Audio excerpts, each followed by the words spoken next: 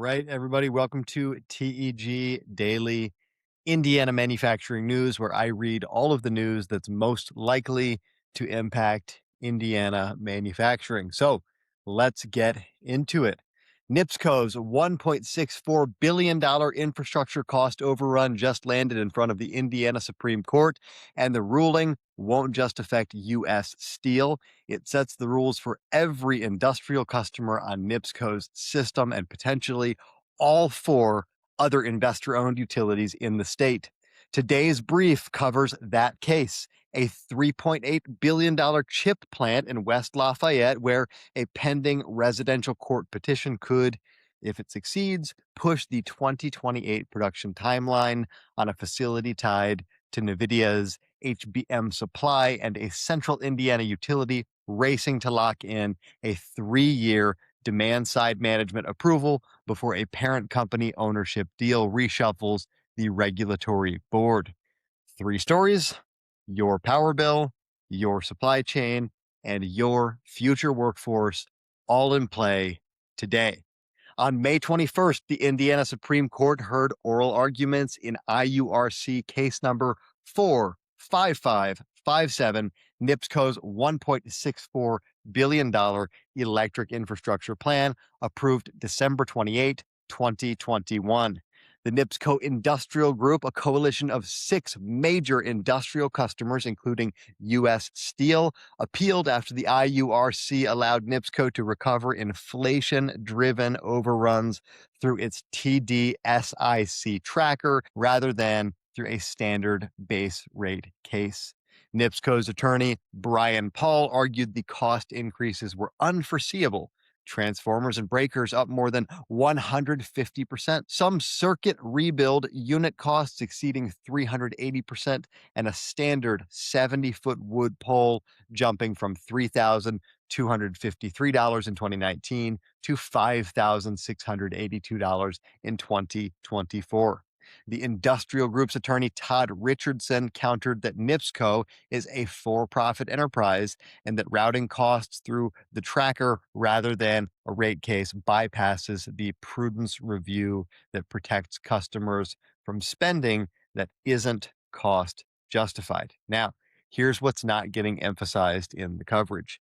NIPSCO's TDSIC 6 billing proceeding is already collecting costs for April through September 2025, while the Supreme Court decides whether to even take the case. And a separate $741 million gas TDSIC plan, cause number 46342, is pending right now with OUCC testimony already filed.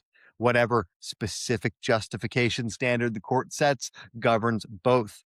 AES Indiana, Centerpoint, Duke, and Indiana Michigan Power are all watching because they operate under the same exact statute. So if you're a dual fuel customer on NIPSCO's system, quantify your total TDSIC exposure across electric and gas before that ruling lands. The next story has been building for months. SK Hynix's $3.8 billion high bandwidth memory facility in West Lafayette is being fast-tracked by local officials. Tax incentives, accelerated approvals, with above-ground construction on the main facility targeted to begin later in 2026 and mass production slated for the second half of 2028. But a court petition filed by residents in late 2025 is still in hearing. The procedural complaint centers on the Purdue Research Foundation, a private nonprofit that owned the land and acted as deal architect, a structure that insulated the transaction from standard municipal planning transparency. That's the basis Indiana courts will scrutinize. Here's why this facility matters strategically. SK Hynix holds roughly 62% of the global HBM market and is a primary supplier of NVIDIA's HBM chips. The West Lafayette facility is the U.S. production anchor for that supply relationship. If the resident petition succeeds and delays construction materially, it slips the 2028 production ramp. SK Hynix does have other HBM capacity globally, but this facility represents its U.S. manufacturing foothold under the CHIPS Act framework. Watch the Tippecanoe County court proceedings for that reason. On the construction side, the CHIPS Act award for this project requires either a project labor agreement or 15% registered apprenticeship utilization. This is the largest single development project in Indiana history. If your firm or your contractors aren't already tracking those compliance requirements, you are probably behind.